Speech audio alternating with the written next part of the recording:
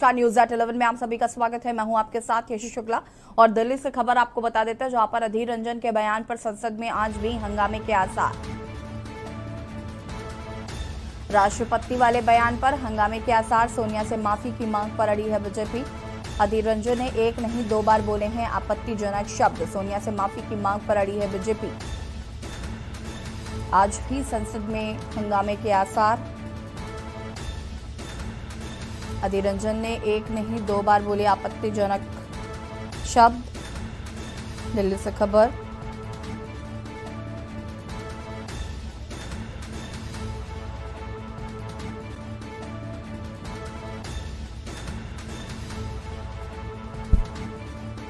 सोनिया से माफी की मांग पर अड़ी बीजेपी।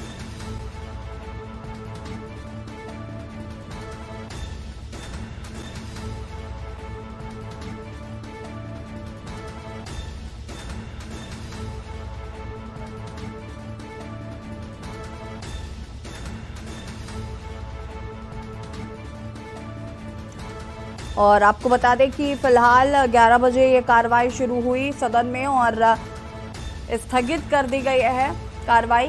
12 बजे तक के लिए कार्रवाई स्थगित की गई है। जोरदार हंगामे के बीच सदन की कार्रवाई 12 बजे तक के लिए स्थगित कर दी गई है।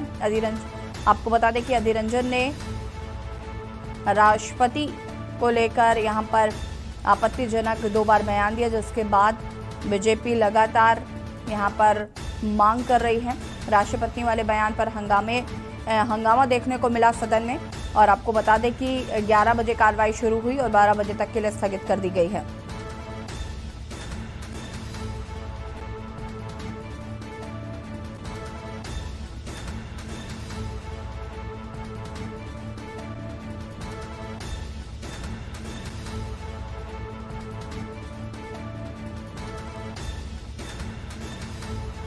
राष्ट्रपति वाले बयान पर हंगामे के आसार।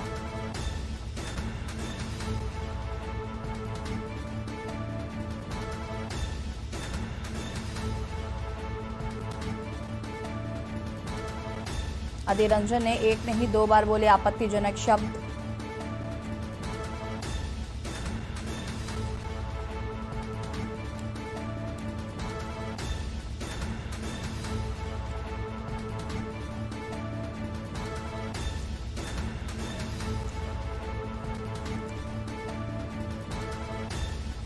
सोनिया से माफी की मांग पर अड़ी है बीजेपी।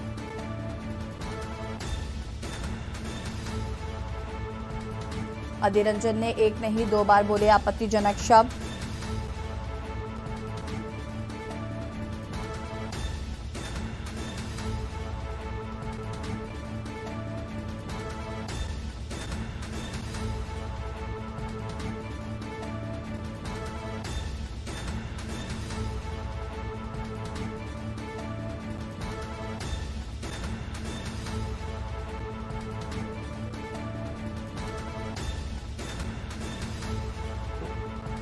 और ऐसी खबर पर ज्यादा जानकारी के लिए रेजिडेंट एडिटर अमित दुबे जी हमारे साथ लाइव जुड़ चुके हैं। अमित जी, अगर हम सदन की कार्रवाई की बात करें तो 11 बजे ये कार्रवाई शुरू हुई और 12 बजे तक के लिए स्थगित कर दी गई है, तो कहीं ना कहीं जिस हंगामे की हम इससे पहले सुबह बात कर रहे थे वो हंगामा जो है वो देखने को मिला, तो उसके बाद कार्रवाई को स्थगित किया गया।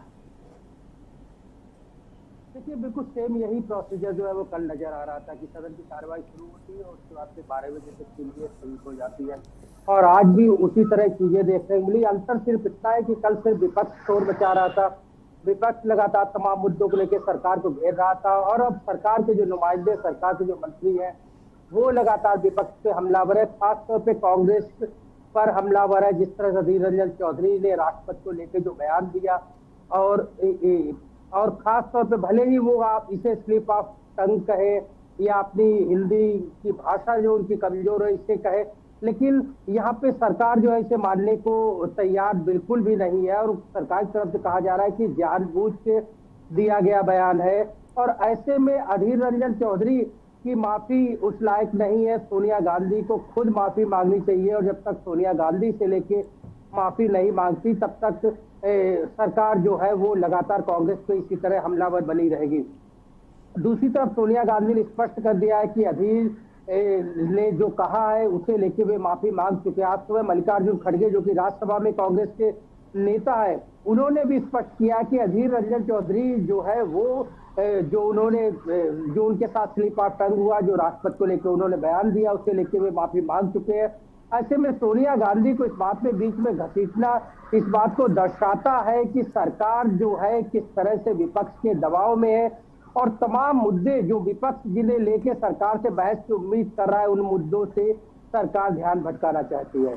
जी हाँ बिल्कुल अमित जी, लेकिन जैसे कि हम हमेशा बात करते हैं कि इस तरीके से जब हंगामा होता है, कार्रवाई जो है वो बार बार स्थगित की जाती है, सदन ठीक तरीके से चल नहीं पाता है, करोड़ों का नुकसान होता है, लेकिन वहीं दूसरी तरफ अभी विपक्ष लगातार सरकार को घेर रहा था, तो अब सरकार ने यहाँ पर विपक्ष को घेरना शुरू कर दिया है इस मामले को लेकर। तो कहीं ना कहीं अब ये जो कार्रवाई है ये स्थगित हो रही है, अभी भी कार्रवाई शुरू होते ही स्थगित हो गई है, तो कहीं ना कहीं जो तस्वीर है वो काफी अलग नजर आ रही है फिलहाल। देखिए 11 दिन हो चुके हैं, 18 तारीख से पार्लियामेंट स्टार्ट हुई थी, जिसमें उम्मीद की जा रही थी कि इस बार शायद पार्लियामेंट में काम हो सके, लेकिन जिस तरह सर्वदलीय बैठक हुई थी, खास तौर पे तमाम दलों को जो पार्लियामेंट के किसी भी सत्र से पहले तमाम दलों की बैठक बुलाई जाती है, चाहे वो सरकार द्वारा हो या लोकसभा अध्यक्ष के द्वारा हो, इस तरह की जो बैठक बुलाई जाती है, उससे स्पष्ट हो गया था, विपक्ष ने पहले ही स्पष्ट कर दिया था कि ये एजेंडा सरकार को पहले इस पे बहस करानी चाहिए, इस पे बात होनी चाहिए।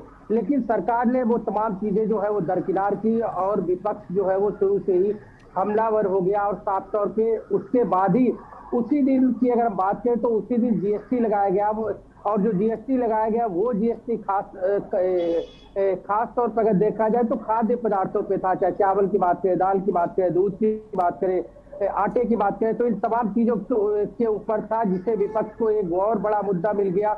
और कहीं ना कहीं जनता की सहानुभूति भी विपक्ष को कहीं ना कहीं मिल रही है, क्योंकि इस जीएसटी से आम आदमी ग्रसित और त्रसित हुआ है, इसमें कहीं कोई दो राय नजर नहीं आती है। और यही वजह है कि समूचा विपक्ष जो है वो महंगाई को लेकर सरकार को घेर रहा था, लेकिन अधीर रंजन चौधरी के बयान ने सरकार को एक मुद्दा दे दिया। सरकार जो विपक्ष को लेके तरह तरह की बातें जरूर कर रही थी, लेकिन खास तौर पे विपक्ष जो कह रहा था कि मुद्दे वे होने चाहिए जो जनता से जुड़े हैं, जिन्हें लेके विपक्ष बहस कराना चाहता है, विपक्ष बहस करना चाहता है। सरकार का काम होता है सदन चलाना, सरकार अपने मुद्दों बहस कराना चाहती है, जिसे लेके विपक्ष तैयार नहीं है। लेकिन अधीर रंजन चौधरी ने बैठे बिठाए एक मुद्दा दे दिया है। भले ही अधीर रंजन चौधरी मीडिया के सामने या तमाम लोगों से माफी मांग चुके हों, इस बात को भी कह रहे हैं कि राष्ट्रपति से वे खुद अपॉइंटमेंट लेंगे और राष्ट्रपति के पास जाके उनसे माफी मांगेंगे। अमित जी देखिए, लेकिन अभी एक बड़ा सवाल है इसी बीच कि आगे अब क्या होगा, क्योंकि जिस तरीके से भारतीय जनता पार्टी अपनी बातों पे अड़ी हुई है कि सोनिया गांधी माफी मांगे, तो वही विपक्ष का साफ कहना है कि हाँ सोनिया गांधी को उसमें नहीं घसीटा जाए। कल हम स्मृति ईरानी को भी लगातार सुन रहे थे, स्मृति ईरानी का बार बार ये कहना था कि सोनिया गांधी ने उन्हें इतनी छूट दे रखी है, इस वजह से इस तरीके के बयान दिए जा रहे हैं। देखिए इसमें कोई दो राय नहीं है, चाहे मल्लिकार्जुन खड़गे हो जो कि राज्यसभा में कांग्रेस के नेता, अधीर रंजन चौधरी हो जो कि लोकसभा में कांग्रेस के नेता है, जाहिर तौर पे कांग्रेस के अंतरिम अध्यक्ष सोनिया गांधी, और तमाम जो नियुक्तियां होती है वो उनके कहने से ही होती है, और उन्होंने ही इन लोगों को पार्लियामेंट में अलग अलग जो है वो यहाँ पे पार्लियामेंट में अपॉइंट किया है।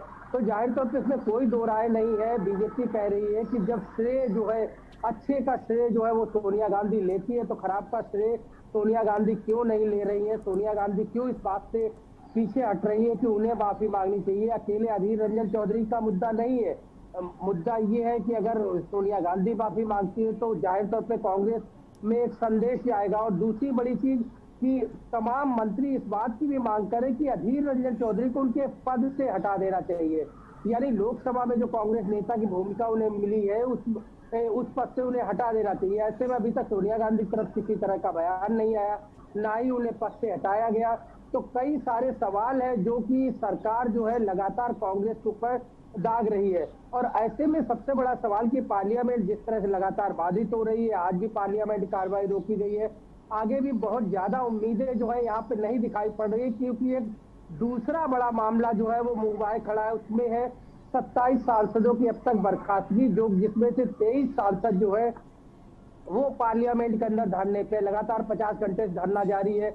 आज 2 बजे तक धरना चलना है, चाहे आम आदमी पार्टी हो, कांग्रेस के भी सांसद है, लेकिन कांग्रेस के जो 4 सांसद निलंबित किए गए वे लोकसभा के हैं।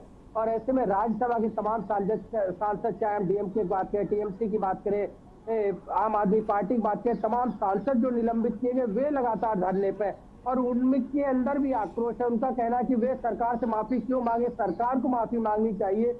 महंगाई जैसे तमाम मुद्दे बढ़ रहे हैं और सरकार इसके लिए बहस को तैयार नहीं दिख रही है।